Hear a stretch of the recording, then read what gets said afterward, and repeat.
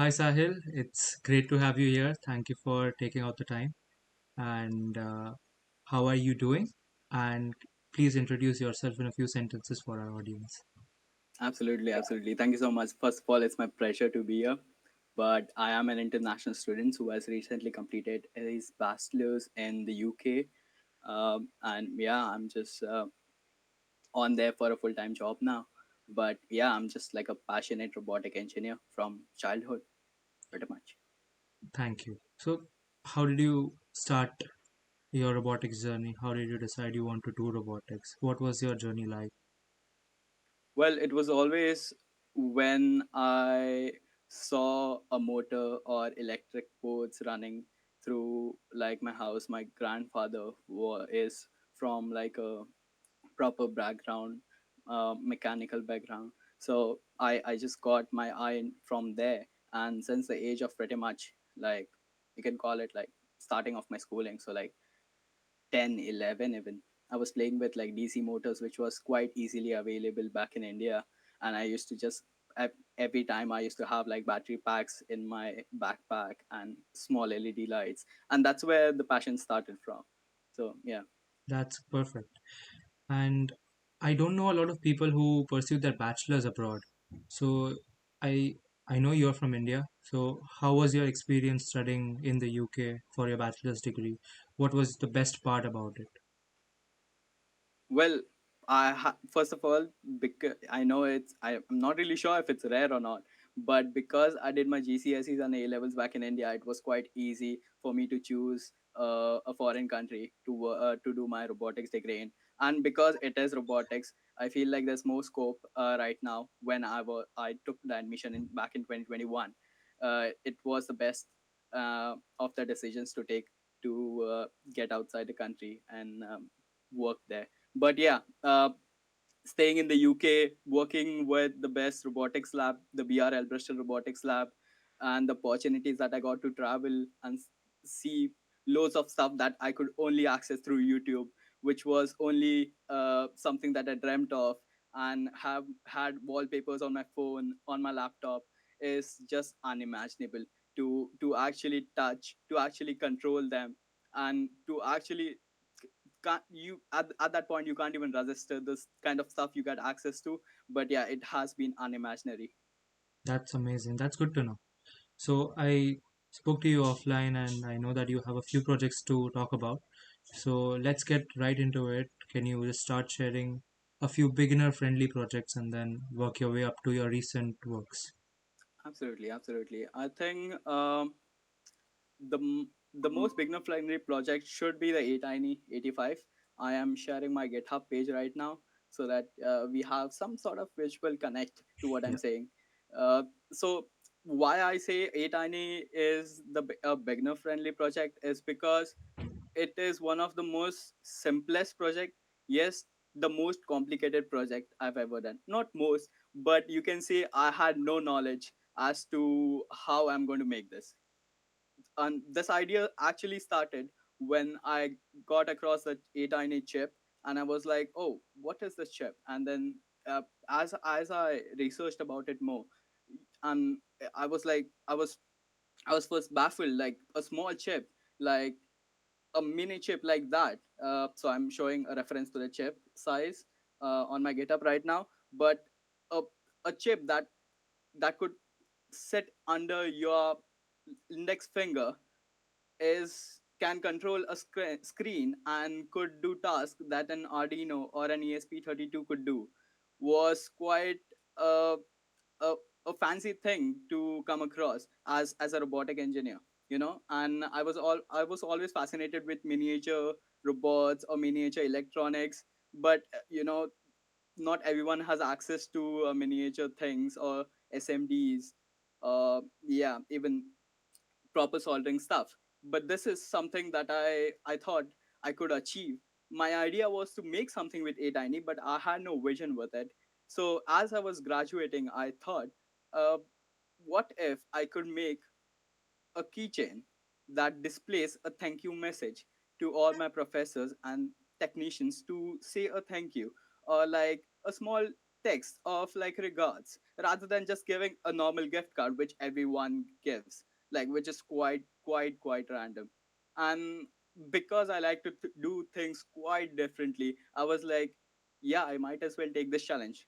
Keep in mind, I had my dissertation and also some other sponsored projects going on while I was working on this A Tiny project.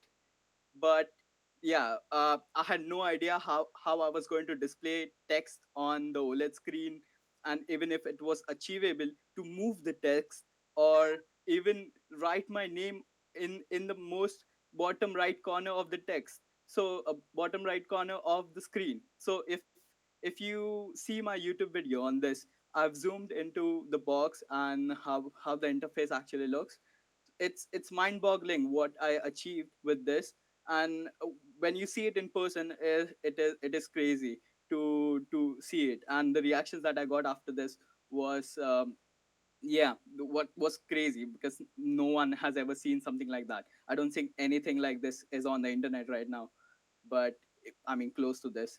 But yeah, this I could call a very beginner level project, because this started with a question in my mind, or rather a doubt in my mind.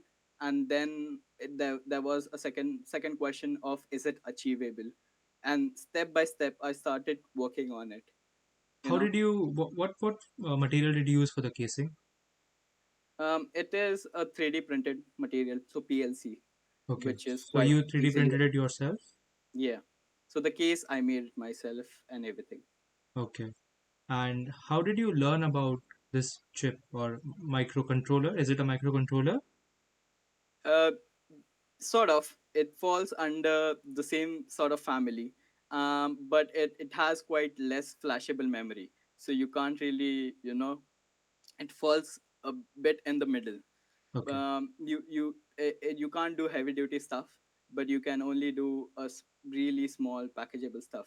I don't recall the flash memory size, but it is quite small, so you can only blink quite a few LEDs, uh, do low voltage tasks, um, and yeah, quite small stuff, but it is powerful to deliver that once you know its capabilities. So okay. yeah. How did you come across this? What were you looking for? Well, as always, I was browsing YouTube, and I came across a YouTuber. So the YouTuber was actually HackerTube, and I saw a video of him making a small text display via a SMD a tiny 85 chip, and I was like, oh, what if I could make it? And then I went on eBay looking for prices for lipo batteries, and they were expensive. And I was like, I can't afford like 12 of these batteries. And if I'm gifting this to professors, or if my cause is something like that, I have to at least make like 7 or 8 of them. So like these were quite literally the cheapest battery that I could get. So I had to like in a way shape my project into an another form factor, from what I saw previously, from a SMD 8 to and quite little through hole 8. So Okay, that's why if you see the battery size is bigger, and people could debate with me saying you could have easily gone for smaller batteries. My quite little response to that would be, it wasn't cheap for me to buy them. So, and also it took like load of time to ship where I am right now. So okay. that silly reason. But yeah, it is the process. It is like you can't always have things that you need, but you have to in the process, you have to make your way through the project. You have to Yeah, shape the project, to make it actually possible. yeah, it's quite a dynamic process. What's the estimated cost involved in making all of this? Should be easily $9 to $10. Okay, per Yeah. keychain with the Okay. microcontroller, with everything. Yeah, I mean $9 to $10 is, I'm probably saying it more, but because of the shipping, and if I don't include shipping, it'll be easily six Okay, or $7. that's pretty reasonable. Yeah, And because most of the money went into battery. Trust me. okay, okay, But yeah. that's good. Uh, did you use? only YouTube, or did you refer to GitHub or other papers or something for learning Yeah. about all of this? Well, because this project is quite simple, I didn't refer to any papers, but yes, I watched loads of YouTube videos on how to program a tiny 85 chip and how I can display how I can manipulate each pixel on the zero point 0.9 inch OLED screen. What are the various ways of flashing memory onto a tiny 85 chips? I also referred to few GitHubs which I don't have a note of, but yeah, loads of them for like specific stuff, how to like toggle switches from 8985 switch so that I could scroll. Most of my process went into designing the actual interface on there, which I'm really proud of, and it's like fascinating to see every time I see the keychain. But yeah, it is actually like amazing. But obviously, I spent like 2 weeks almost making that interface because I had no idea how to make a custom interface. And trust me, it's a tedious process. You have to use Photoshop, and then you have to export that. You have to do whatnot. But if I ever get the chance to make a tutorial, I'll definitely.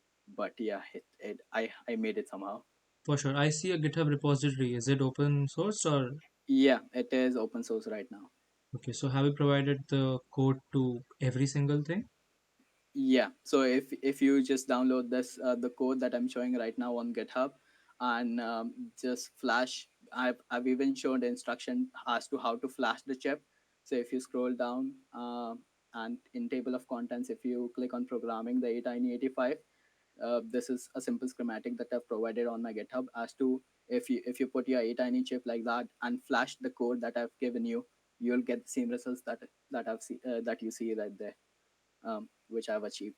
That's quite good. Thank you for So sharing that. yeah, We'll make sure to add this link. absolutely, absolutely. Let's talk about a few more projects of yours because I know you've worked quite a lot in the field of robotics. So let's proceed.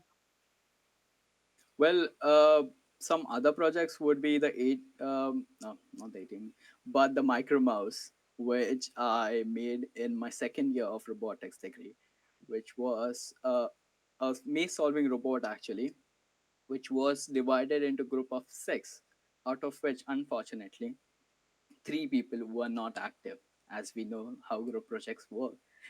So it was again very tough to go around that project. I had little to no motivation to actually see the vision of the project with the kind of people I was grouped with, and somewhere or the other it clicked to me, and I was like, I can't let this opportunity go, and I took up the team lead position for the team, and I led the team into dissecting the team members into different groups, assigning them proper achievable goals, and that's how we started making progress on uh, the Micromouse project. So for reference, I can show you. It's on my LinkedIn. Give me one sec. So this is the project that I'm talking about, the Micromouse.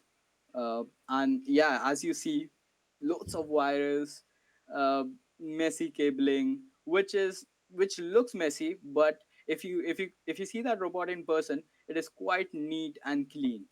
To be very honest, it's a modular design, and if you don't need things, you just remove, snap it out. And I think our design was the only modular design, and the most flexible design I can say. And we were the top two teams in our cohort to actually solve half of the maze. I'm not gonna lie, Okay. but yeah, nobody could solve the entire maze. Knowing the fact it's so tough to get a perfect team um, and actually solve the entire maze. But yeah, somewhere or the other, I am really proud of what I made. uh, Out of all these projects that we are discussing, I would really like to point out a superpower that we all actually have is of dissecting things. We take this really casually. If you dissect your process carefully, and if you have a proper vision or proper proper parts, let's say, of the steps of what you need to achieve in like small processes that you're going to take step by step, you would achieve a greater project than you have ever imagined when you started the process, you know. So yeah, the best recommendation that I could ever give to an any engineer or in general is to dissect things properly, is to investigate your project properly, your achievement, your resources properly. And through there, you will never get the best resources, or you will never have the best talents, let's say, but you will always have the best chance to dissect your projects and the best motive to make it correct, you know. So I think that's the best recommendation I can give out of all these projects we are currently discussing. But yeah, coming back to the Micromouse, yeah, it's a very complex project. uh, I was actually part of designing the PCB and the modular design, the 3D design of it, which I am again really proud of. Which again, this is my first ever PCB that I made, and Okay. seeing it work in first try, when it came back from the manufacturer, PC manufacturer, we soldered everything together, and it worked first try, was something out of the moon. Like, you know, so yeah, it there's something that I can't express, but I used to always be fascinated by things on PCB, and I was like, there was always a wow factor as to, oh, it's really complex, and I wonder how people made it. And i, I till the time my PCB was not powered, I had this thing in mind, a conscious fear in mind of it not working, because yeah, we all of us are quite aware of the engineering factor that things don't work on time, and not how we suppose it should work like. But yeah, the same fear I had in mind, and most of the time I have it. uh, and yeah, it just worked the first try, and I was like, whoa, I was proud, but at the same time I was not quite satisfied because we had more things to do on the team. But yeah, again, if we try speaking about this project, we could go for hours. Yeah, I So i could think see that. I Yeah. think, yeah, this is a really complicated project.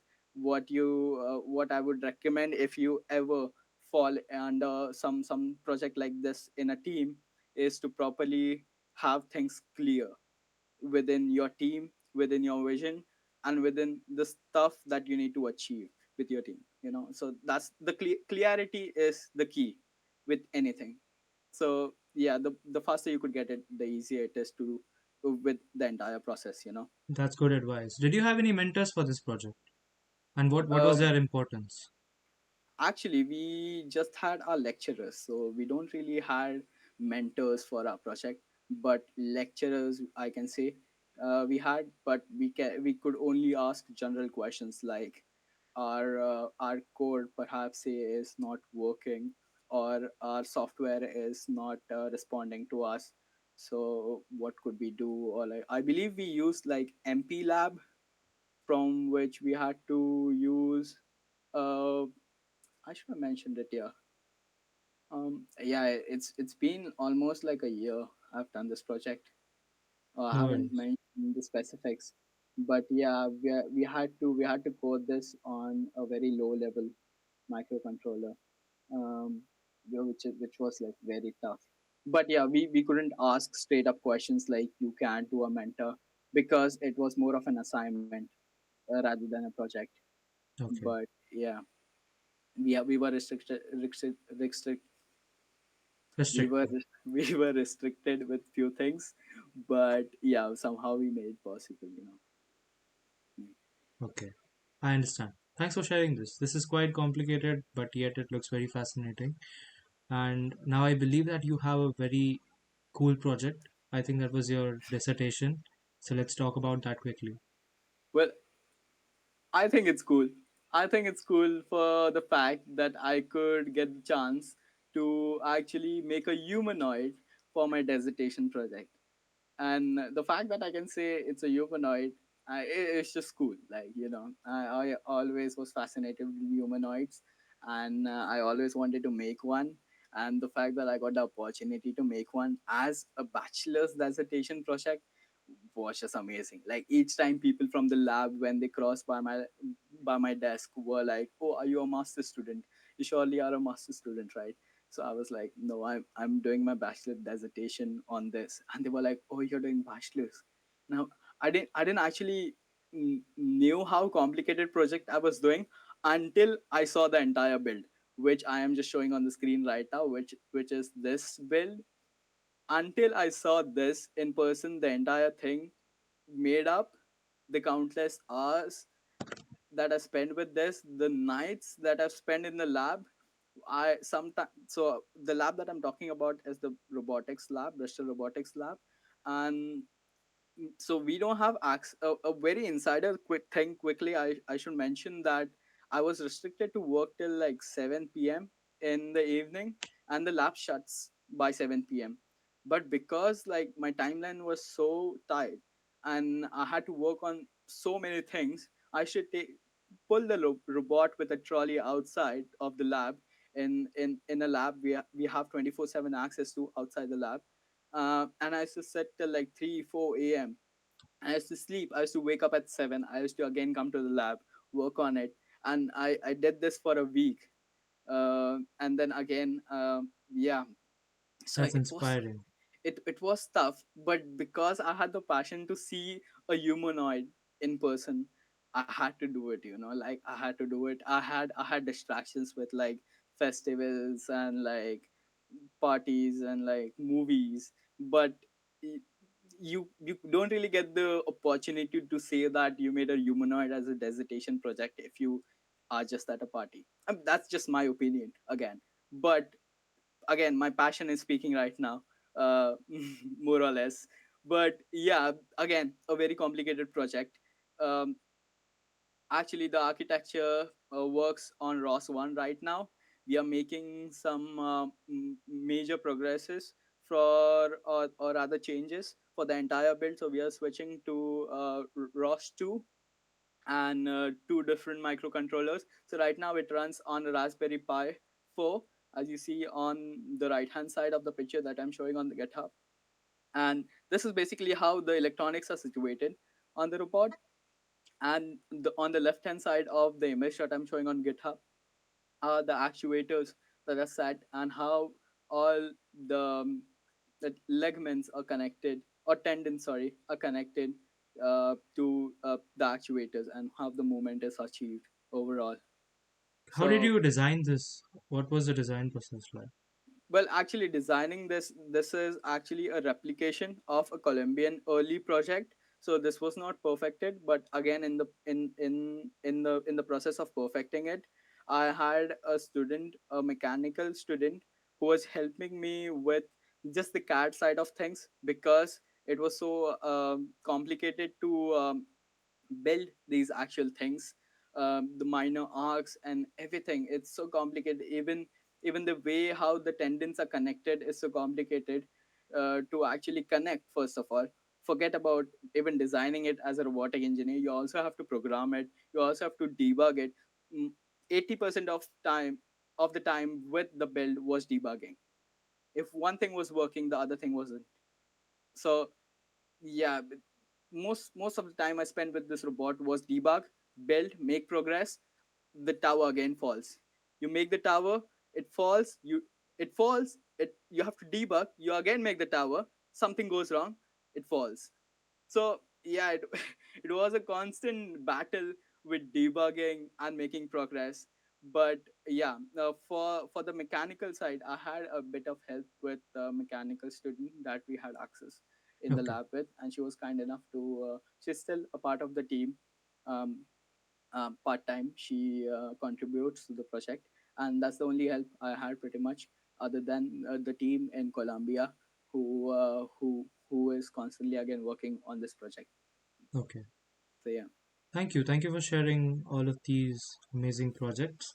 Now let's talk about how did you go about this? And my first question would be, so you mentioned three projects, and I'm sure you've worked on many more.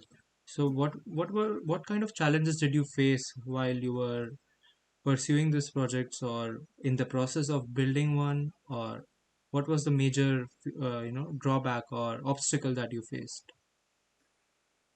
Oh, major challenge is something known as knowledge lab.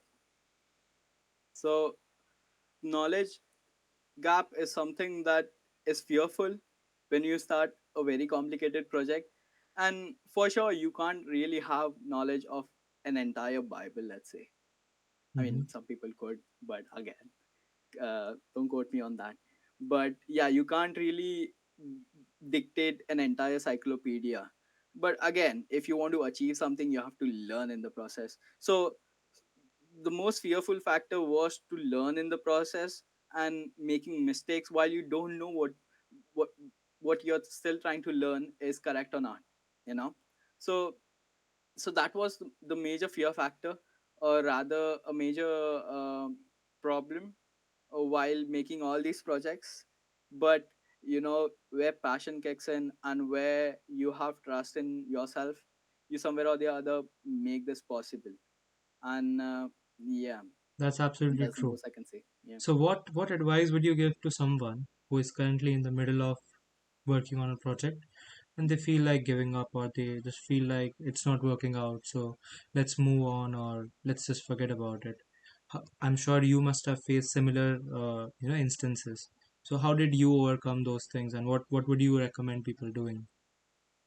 To be honest, even if I'm so much passionate about all my projects, I do feel like, let's say for an example, the a tiny 85 project, it was quite a simple project. While it was complicated, those that complicated factor made a, a rather created a rather element of um, just giving up, like, why do I waste my time on this while I can work on my humanoid, I can improve it, or rather, like, I could work on my other projects which I'm currently working on, which is quite exciting, I can't disclose. But yeah, there are these projects that I'm working on. I can focus on these big projects, but why do I care about displaying mini text on a small screen and gifting it to professors? I mean, those professors would appreciate it, but again, if you build your portfolio, it will be much better for you to get a job, isn't it? So I always had that negative factor, or that giving up factor. But again, I'm bringing this again, but the passion that see while making a, a project that is unachievable for me successful, is the thrill that I get from it, is something that I can't explain, is something that you have to achieve and then you could relate with me. But something that is unachievable and then you achieve it gives a different kick to the factor that it is possible, you know. So again, I haven't created projects like Nobel Prize level or even like publishable paper level. I mean, Casta is, and it's in the process. But yeah, I haven't made such big projects. But again, where I come from, where my passion thrills from, it is a different thing to experience this. Okay, So yeah. I understand, and I quite agree as well. So if I am a student, probably in my first year of engineering, I don't know what to do, I don't know where to start. I know that I want to have a few projects in the field of robotics, or a few projects on my portfolio, but I don't know where to begin. What would you advise them? Where I think you should pick up something that interests you, like where you have a questioning body onto your mind, as to recently I was more intrigued with the ESP32 chip, with the extension of the dev board and the more IO pins that were included with the dev board. So I was like, we can achieve more with the ESP32. I can make it an IoT board. So that was the intriguing factor. That was a factor that I was like, oh, this is fascinating. And even like the recent company, I don't know if you guys have read about it or heard about it. Particle company, a US based company that makes boards, microcontrollers. They have their IoT stuff. I'm quite intrigued with them. So the boards that they make and the power that the board is capable of achieving, and to give to your projects. So the thing that I would recommend is find your interest. I'm not talking about uh, a level where somebody says find your interest as to find your hobbies, or like find what you like to do and go do that. No, obviously you're going to not have that level of interest in a studious thing. I could say that probably. But even a small interest in a board or a element of, oh, what is this, like a questioning thing, could Curiosity. curiosity rather is the perfect word, could lead to your next best project, is what I would say, you know That's so good advice. yeah. And what were the non-technical factors that affected your journey? Let's say having good teachers, having good friend circle, being part of a community, watching videos on YouTube, following people on LinkedIn. What was it for you? I mean, the good thing that you're asking, or like It could be anything. anything. I mean, obviously I have like access to the best of teachers. I have access to a robotics lab, which is one of the biggest around here. And yeah, I have access to multiple YouTube videos, the great connections on LinkedIn. That really helps. um, being knowledgeable about what people make on LinkedIn sometimes intrigue me a lot. um, even I have my, I mean, this is again a side note, I have my Instagram, which is a tech Instagram, where my algorithm is just about tech and robotics and electronics. Even that sometimes intrigue me, because people there make some quite fascinating stuff, you know and then somewhere or the other, sometimes you're sitting alone and something really kicks into your mind, as to, oh, what if I just like fuse this idea into that and make something of my own which has never been created, you know so which was pretty much a tiny project, if we are giving examples. So having access to these people, these connections, is quite necessary. While I also had access to quite amazing friends, quite casual friends out of the industry. Sometimes they were distraction, you could say, and we all have distractions. But again, it's on you, and it's on your want to actually make that project, or you know achieve what you want to achieve with those projects.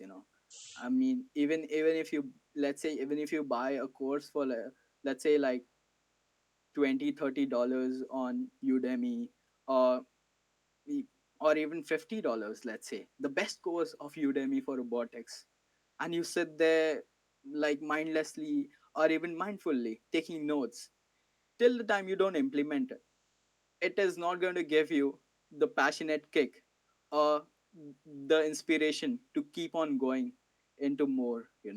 Yeah. So yeah, those are the factors, and those are like the situations that you have to be aware of. And it everyone walks through there, and you have to accept it as part of what you will get. So yeah. Execution and its importance. I Yeah. understand. Thank you. Thank you for sharing such great advice. And what's next for you? Do you plan to study? Do you plan to work? What's your future look like? Well, I plan to do a full-time job currently. I am in process of finalizing one of my positions. And while I am doing that, I have exciting projects going on, which are quite exciting than what you saw today. Which is going to be just amazing. Which is like next level for my portfolio and my personal growth. So I'm excited to make that into possibility. Currently in the process of that, and yeah, just that right now. Okay, that's Yeah, great. So I wish you the best and thank you yeah, for sparing the time. Thank you for absolutely, sharing about your projects, and it was great to have you here. Good luck. absolutely. Likewise, thank you so much. Thank you.